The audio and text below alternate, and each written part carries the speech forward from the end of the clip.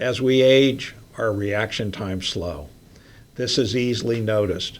The elderly woman driving 2 miles an hour through the parking lot, the elderly gentleman driving 40 miles per hour on a freeway with a posted limit of 70. Seniors with dementia can be particularly dangerous drivers. Confusion and disorientation may occur early in the disease. This confusion and disorientation is evident in some real-life senior dangerous driving examples. Here are some that I've seen. The Sacramento grandmother who forgot how to drive home from the grocery store and drove to San Francisco before asking for help. The elderly farmer, his license long suspended, whose secret joyride ended up crashing into his neighbor's car, fortunately not causing any bodily injury. The retired attorney, confused by where he was going, stopped in the middle of a busy intersection to get his directions. This one scared his family out of ever driving with him again.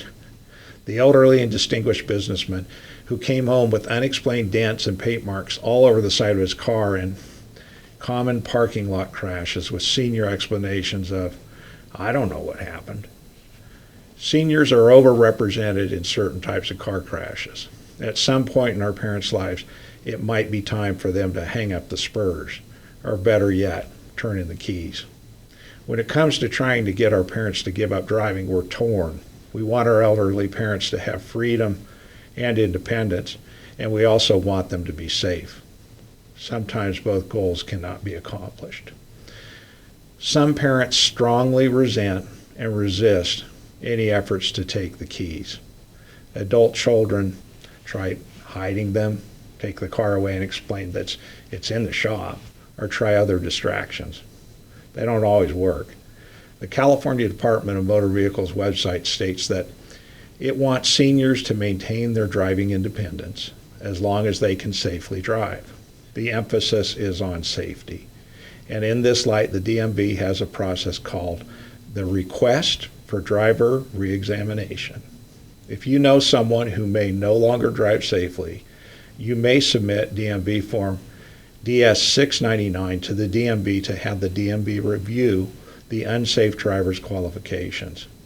Each request must be signed, but you may request that your name not be reported. Confidentiality is honored.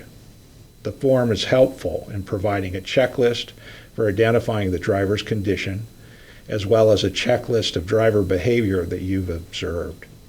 I'm familiar with this process and can report that it can be an effective tool to remove unsafe drivers from the road. The DMV will follow up from there and request that the senior come into the DMV for some follow-up tests. A parent's loss of driving privileges, whether voluntary or involuntary, can be emotional for the parent as well as his or her children. It's a reality of aging and also a reality that child's efforts to ensure a parent's safety is not necessarily met with gratitude or understanding.